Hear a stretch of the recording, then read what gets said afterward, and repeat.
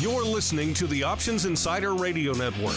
For more quality options programs, visit www.theoptionsinsider.com or search for Options Insider Radio Network in your podcast provider of choice. Listeners can also access all of our programming through our mobile app, available in iTunes and on Google Play. Don't forget to follow along with your favorite programs and submit your own questions for the hosts at twitter.com/options.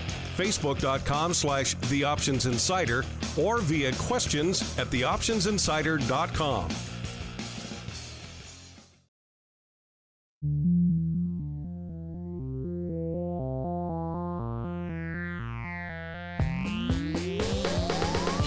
Join us now for the expert source for inside information on the options markets. It's time for Options Insider Radio with your host, Mark Longo.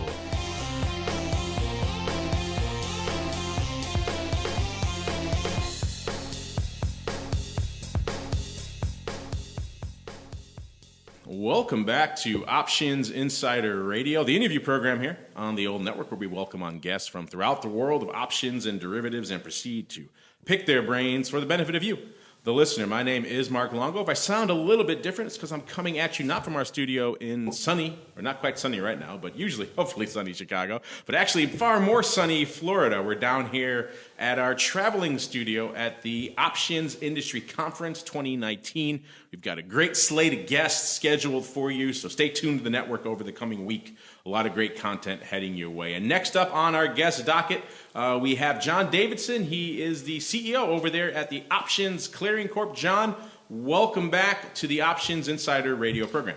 Mark, thanks very much. It's great to be here, and it's great to be in sunny Miami. Yeah, it's certainly a far sight better from where I just left, so that's a likewise. But let's catch up. It's been pretty much exactly a year since you and I chatted. Of course, the title has changed, so maybe we'll start there. Walk us through what your first few months have been like on the job there as CEO. Well, it's been a pretty exciting few months. You know, the OCC is the central counterparty for all of the options exchanges in the United States. Our mission is to serve as the foundation for secure markets to protect the financial integrity of those markets and the investors who participate in them. The main thing that we've done this year, and we have a board that represents very faithfully the industry as a whole. Our board has approved a multi-year, more than $100 million investment in totally replacing our technology.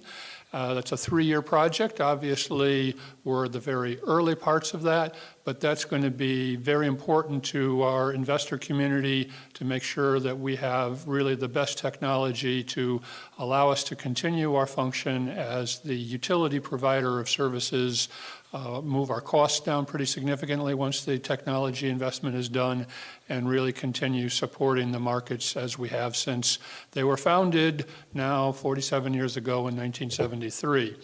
The other important thing we've done is we've added some senior management to our options industry group, and we are very proud to be here at the Options Industry Conference, working with our various colleagues in supporting investor education, which of course is fundamental to making sure that people understand these marketplaces, the benefits of utilizing options to maximize the return and the safety of investment portfolios, but also understand the risks that go along with those products. It's obviously an interesting time. You've been at OCC for a few years now, but obviously it's an interesting time to take the helm as CEO. Obviously, we're coming on the heels of a record year for volume, record in many senses of the word. I wonder, what are your thoughts on that in general? Is it a little bit daunting to come in as CEO right on the heels of such a record volume year? Because obviously it's going to be difficult to try to match those levels, or is it maybe a challenge you're looking forward to?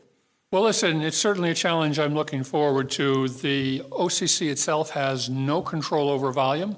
We have to make sure that we have a volume-insensitive, highly robust... I thought you had a leverage on. You could just dial it up to more volume today. Wouldn't that be nice? No, we take the volume as it comes. We have a volume-insensitive system we have for many years, and of course we'll be replacing it. We did do a record of 5.3 billion contracts, most of those options in the past year. But volume comes and goes. It's been on a general uptrend if you look back historically. I suspect based on where we are today, we were over 20 million contracts a day in 2018. We're just a skosh over 19 million contracts a day in 2019. So I think we probably won't see the level of record, but it's certainly been on a upward trend over a number of years. And that's what people need to pay attention to, make sure that they are prepared to have deep and liquid markets, and the volume comes and goes as long as the market functions the way it ought to. So I'll let you know, by the way, we'll cut this out, obviously, but you're tapping the mic stand there. It's audible. I don't want people to think, what is the, in addition to that, I don't want people hearing the thunder. Gene, do me a favor, make a note. We'll tell Kyle to cut that out of the thing there.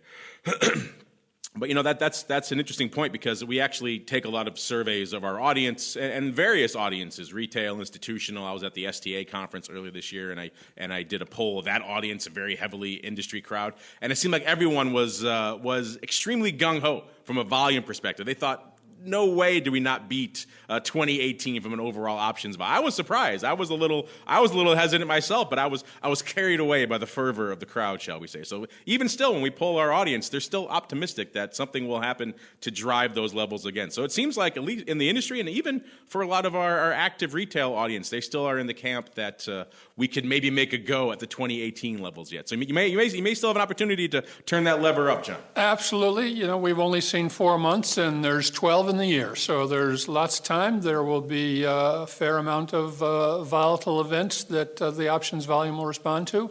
But again, we are takers, not makers of volume. Well, you mentioned your technology overhaul. It's obviously a big initiative. That's your Renaissance initiative, obviously a 3-year undertaking, so obviously very extensive, to say the least. You kind of touched on it a little bit. Maybe if you could give our listeners a little bit of an overview of which systems you're really kind of focusing and why you felt it was incumbent to do this extreme overhaul now. Sure. Well, our current technology, our so-called Encore system, is 20 years old. That's pretty long of tooth for technology in this day of age. It is a very resilient and very volume-insensitive system, but it is not at all flexible. It's based on pretty old technology. We started building it in 1998.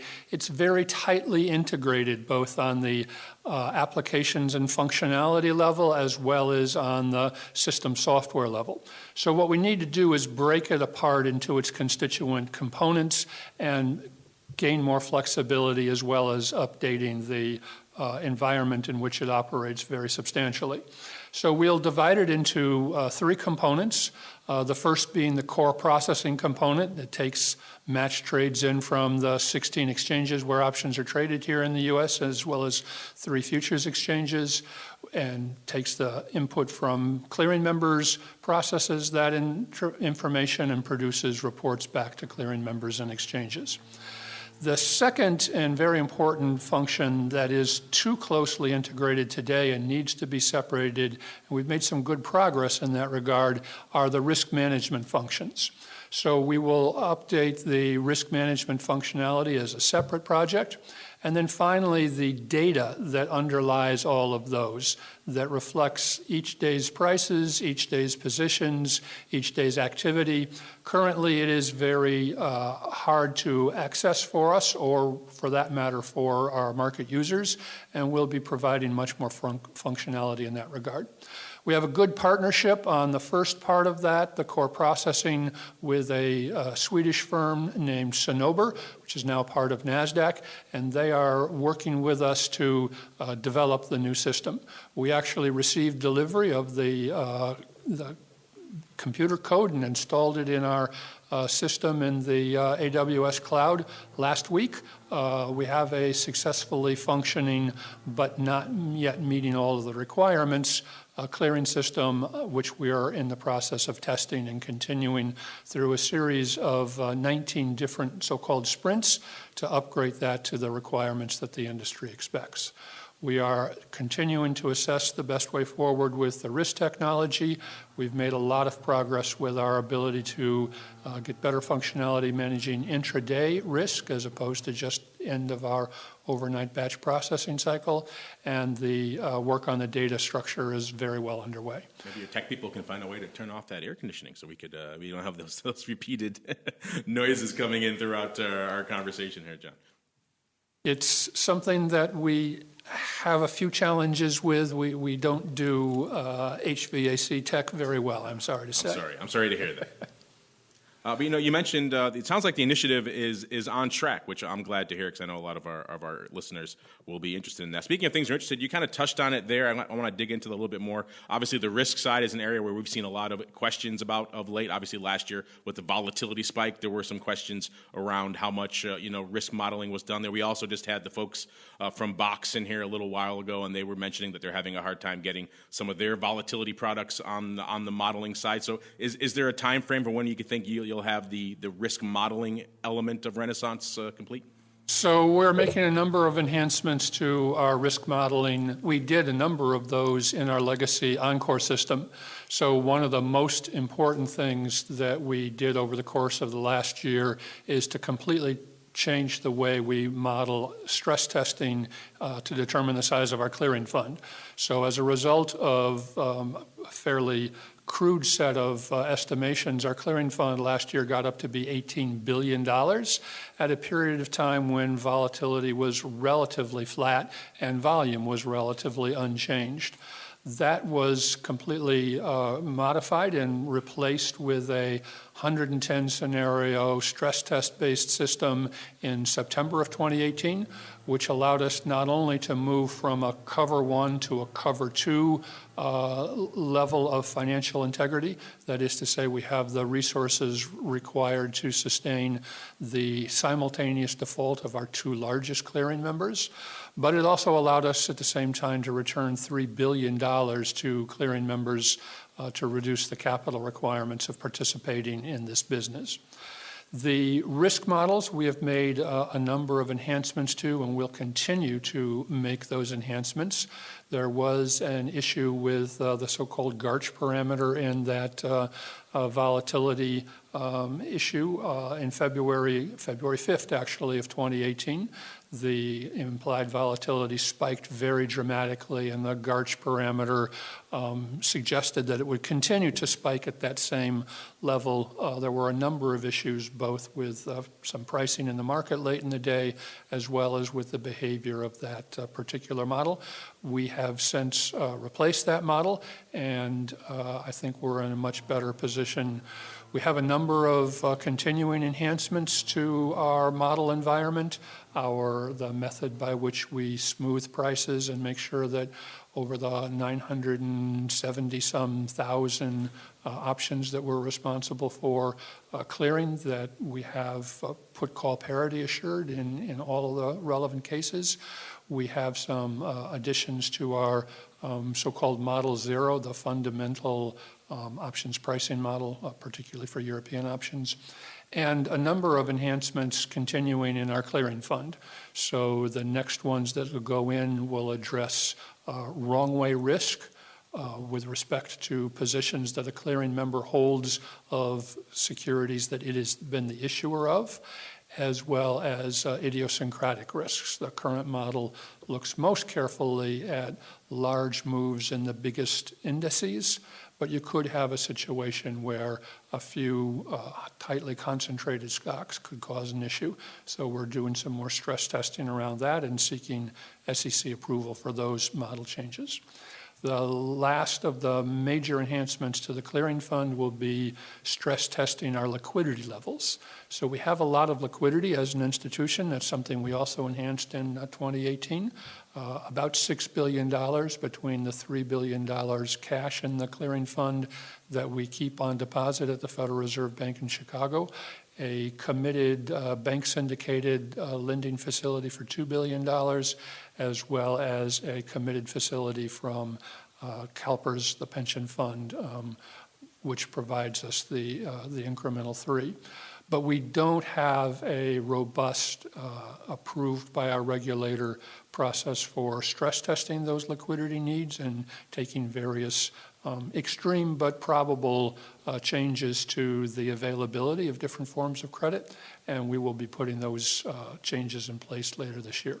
So I think we'll be in a much better place as we get into the last quarter of the year with respect to the ability to more timely support the new product innovations that our exchanges bring to us. Speaking of regulatory approval, one of your ongoing initiatives on that front has, of course, been the capital plan. It's been, shall we say, an interesting issue to watch unfold over the past few years. Some people in the industry are for it; others have been outspoken against it. We've seen the SEC seeming like they were coming down in favor of it until recently, when they pretty much came down on the other sides of them. I'm curious now. What are your thoughts on that whole process, how it played out, and where do you stand? Where do you go now from here?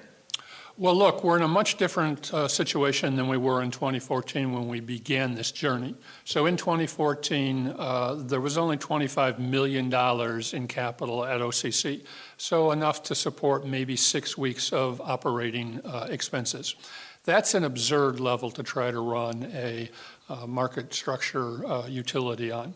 We're in a much better situation at this point in time based on things that have transpired since the 2014 beginning process. Notwithstanding the disapproval, we have over almost $290 million worth of capital. Our board took very prompt action once the SEC made their disapproval decision. Obviously, it was quite disappointing to us, but we quickly established with the board, reestablished a decision they'd made at the end of 2018 that the level of capital we need to sustain the operation for a 12-month period and support our resolution and wind-down plan was $247 million. So we were, notwithstanding the fact that we returned $110 million of the $150 million that the 5 exchange owners had invested in us, we returned that to them. We will return the remainder of that in all probability before the end of the year. We did increase our clearing fees by a very modest 10%, half a penny, to make sure that we were able, notwithstanding the somewhat downturn in volume that we've experienced so far this year, continue to build the appropriate level of reserves. We have gone to our board, but are still continuing the governance process and obviously have regulatory approval yet ahead of us to describe the manner in which we will manage our fee environment. We want to make the fees much more close to a level that is break even, as opposed to the practice that we've had in place since 1998. OCC has collected $2.2 billion more in fees than it needed and refunded those back to clearing members. That's a very strange way to run a railroad, if you will, very capital inefficient, and so we think having a more appropriate level of fees constantly, as opposed to building these huge amounts up and then refunding them at the end of the year, is a better way to run it once we've made the capital investments in our technology and infrastructure.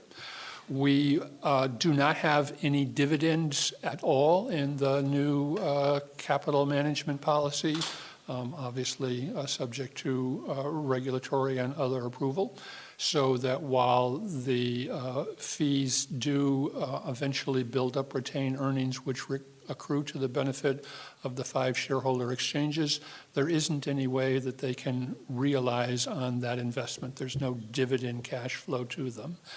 And so on this basis, the one piece of the puzzle that we have yet to put in place, in the very unlikely event that some sort of an operational or a business risk draws down our level of capital. And the most important thing, I think, to keep in mind about the capital plan is it had nothing to do with the financial integrity of the markets. So the margin levels, the deposits by clearing members, the clearing fund, those are all separate. The capital plan and the capital that we hold, over $290 million at this point in time, are for the protection of the institution against a large operational risk or a large business risk, a very pronounced downturn in volume for an extended period of time. So we need to have a replenishment plan. We're working on a number of alternatives with our board, with our shareholder exchanges, and all of that will eventually be subjected to the regulatory oversight process, including public comment on the details of that. We'll be having a conversation with the SIFMA Options Committee a little later today, going through some of those ideas and get some industry feedback on that. But I think we're in a, notwithstanding the disappointing news of the disapproval by the SEC, we're in a much better position as an industry and as an industry utility than we were in 2014. And we'll continue to find a way forward to both have a sufficient and replenishable level of capital to support the operational risk management of the institution, continue to make these investments in our technology, and then on a going forward basis, re-engineer the entire organization so that we are both more effective and more efficient. Did they give you any insight into that this was coming? Because it seemed like they were on board with the plan right up until they pretty much weren't. Was this a surprise to you as it was other people, or did you have some feelers that this was coming down the pipe? The regulatory process is always pretty uncertain, and as soon as the Circuit Court of Appeals in Washington, D.C. Remanded it, there was always the possibility that it could go one way or the other. And so we were thinking about potential means of addressing that throughout. Obviously, I think both the OCC as well as its shareholders would have preferred to continue with the capital plan. That's not to be, so we're moving to the next stage. You mentioned your educational initiatives. Obviously, the OIC, the Options Industry Council, we're big fans of it. We produce a lot of their programming here. Absolutely. On the net, we just launched a new one recently, Towards Advisors with Eric Cott. So that's a fun new one. Check it out, listeners, if you haven't already. Coffee with Cott. I'm curious, what are some of the big initiatives for you with the OIC going forward?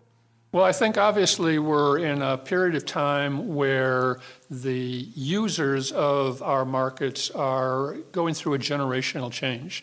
And I think things like the Options Insider and the media through which you attract market participants are really important. And so we need to continue to support that trend, to not think just about in-person seminars in various hotel conference rooms, but use the various forms of social media in order to reach those investors.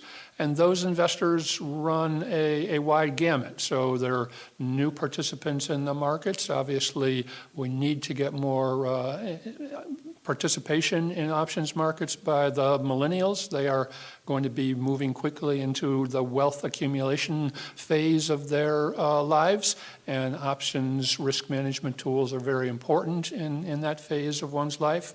But we also have very sophisticated users and a number of institutional users, and just finding more ways to work with our clearing members in particular, to work with different social media channels, to think about how to deliver this objective, unbiased options education to a wider span of users. We did get to 84,000 discrete users in 2018. That's a good accomplishment. I'd like to, we don't have any control over volume, but we do have some control over, our access to market participants. I'd like to see us beat the 100,000 investor target in 2019. I think with Coffee with Cott, you may be well on the way. Well, there's been an interesting, maybe somewhat alarming trend I've noticed since I first got into the industry. When I first came to the industry in the 90s, of course, there were different exchanges, and pretty much every exchange entity had an educational arm. They saw it as part of their mission as an exchange to help educate the trading public, professionals, and all of the above. And because these products, they can be intimidating to a wide variety of people. As the years have gone on, we've seen most of those exchanges migrate to public for-profit entities, and one by one, the education arms seem to have gone away. A lot of them seem to have abdicated that responsibility to OIC, and you guys do a great job, but it's a lot of responsibility that they're putting on your shoulders. Outside of CBOE, I can't think of another exchange that has an educational entity. Would you like to see maybe the industry maybe start to go back to that trend where a lot of the other big players in the space, the exchanges and others, maybe start to take up the mantle alongside OIC and start helping to get the word out there about options again? Well, the exchanges are all participants in OIC, and they support us, and obviously the work that SIBO and others do is very important. Exchanges clearly have a focus on their new products. That's their main means of increasing revenue over time. We like to make sure that at OIC we have a product-neutral approach to this kind of education, and I think the most important way of increasing participation is working with the broker-dealer clearing members that are active in the market and making sure that we're leveraging their education of their investors. They obviously have an interest in making sure that investors are well informed, and so we'll be spending more focus on those kind of channels. Educational institutions, we had a great program earlier this year, if I'm not mistaken, with the University of Chicago and Barron's, and major business schools are taking a more serious interest in options education. Quinnipiac, the school, has a huge program for undergraduate education that we are big participants in. So there are a number of different channels. Obviously, the exchanges need to make their own decisions about the best way of supporting investor education, but they've been quite supportive of OIC. So you think the onus has shifted now from the exchanges onto the broker-dealers? They're kind of the front end, the bleeding edge of the educational initiative, if you will?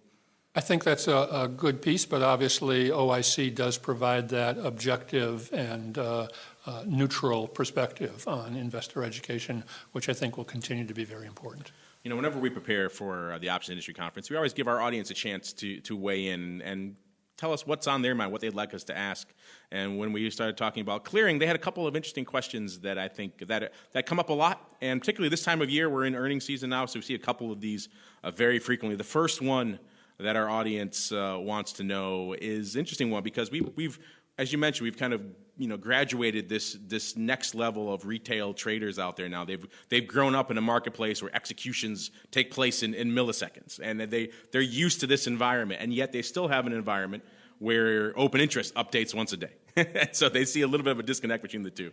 And they reach out to us all the time, so I'm going to put it on you, John. Why is that? Why can't we have these trades going up faster, and maybe not instantaneous? They want instantaneous. Let's take baby steps. Maybe even just an intraday update for open interest, something along those lines. Has there been any inquiries into that? Any progress along something like that, or is that not even on the radar at OCC right now? Well, certainly being more aware of net positions on a intraday basis is very fundamental to our enhancement of our risk management functionality. Actually having a recalculation of open interest in sort of a multi-times a day or even on demand is very challenging, in part because of the way that market makers and other participants trade. They need to net their positions out at the end of the day. They may be making a market in a particular series and need to offset that with a trade that happens a bit later in a different series, which sends them home risk flat, but with an inventory of positions. And our stance with respect to open interest is, once we calculate open interest, we margin all the open positions on the basis of that calculation. So doing intraday original margin for what we call top day trades remains a challenge. There are open close indicators as part of the transaction record in the options industry, not so much in the futures industry, but those are not necessarily consistently utilized by all of the market participants. So it's an interesting challenge. I understand the desire to have better information about open interest. I think you could probably talk about focusing on maybe a subset of the more active names, but we haven't done a lot of work in that regard. But it's an interesting challenge. So it's not part of the Renaissance initiative yet. Well, the Renaissance Initiative will give us much better tools to enable the ability to do that. So I will take that back and see if people have some thoughts. But it is definitely a challenge. We get that question conservatively 5 times a week, conservatively. So I'm going to start forwarding them to you, John, and then That's fine. That's what we're here for. Let you answer them. The other question we receive a lot, usually more often this time of year, which is earnings season, is this. People are out there, they're trading their stocks, Microsoft, Google, Amazon, whatever it might be. They see that it goes into the after hours, and they could close it out, maybe open it in the after hours. They can't do the same with their Google or their Amazon or Microsoft options. So inevitably, they email us. So I'm going to ask you, John. This is an interesting question. I usually take the pulse of this industry, this conference every year about this topic, and a lot of people point to OCC, and they say maybe OCC is an interesting place to discuss that. So what are your thoughts in general on the prospect of opening up options to after-hours trading? Is that something you think is reasonable in the near future, or is that kind of a bridge too far? Where do you think we stand on that? Look, I started my work in this industry in 1980 in the futures business, and the futures business since then has come a much, much further way than the options industry has with respect to extended hours trading. The CBOE does have some extended hours on a couple of its index products, but the single name options are not accessible after the close of markets 3:15 in Chicago. I think we need to change that. I think there is a demand for that. Obviously, in the first instance, that is an exchange decision, not an OCC decision. But the OCC has, because of our legacy our legacy technology and the fact that we don't yet, but we will soon, have much better tools for intraday, which could also mean overnight intersession risk management. We have a requirement that if you're going to participate in even the limited after-hours trading, you have to put up an extra $10 million in margin deposit. Now, don't ask me why $10 million is the magic number and why that number ought to be the same for every single clearing firm that participates and regardless of the size of their portfolio, but that's what the current rule is. We need, once we have these tools in place and tested a little bit, to go back to the commission and see if we can take that out.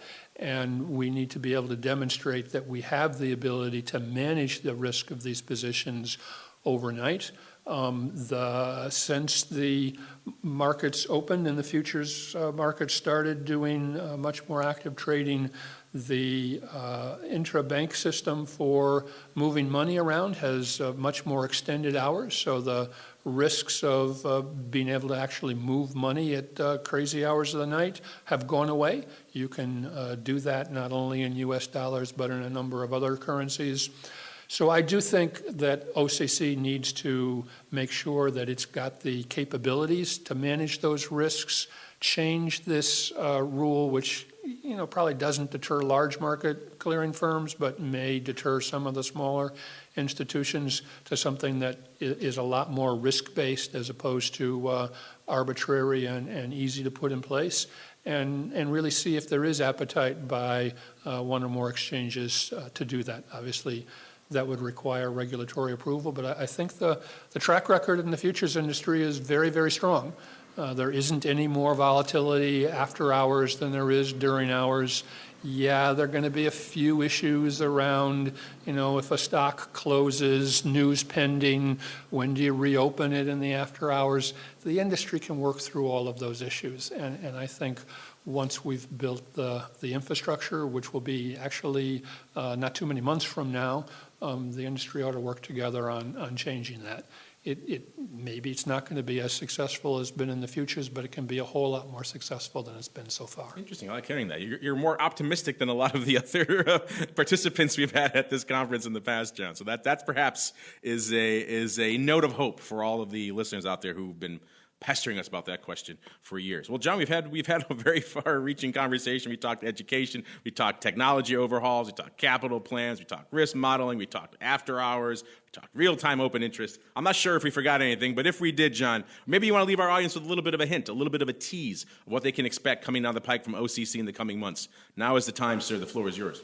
Well, we've got to be in full execution mode. The board is holding me responsible for delivering these technology upgrades, but fundamentally for re-engineering OCC. That's why we call it the Renaissance Project. It's not just about technology. It's about changing our entire processing environment so that we can have dependable, reliable, low costs to our clearing members and exchange participants, and make sure we continue to be the foundation for secure markets, being one of the best capitalized, best run central counterparties in the entire world. Well, John, thank you for coming on. I'll look forward to seeing how these initiatives play out in the marketplace in the coming months. Thank you very much.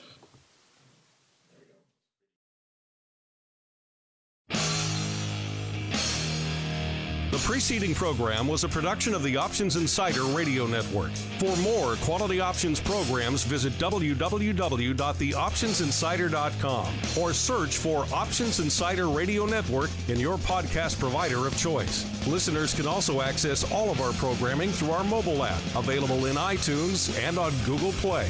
Don't forget to follow along with your favorite programs and submit your own questions for the hosts at twitter.com/options, facebook.com/The Options Insider, or via questions@theoptionsinsider.com.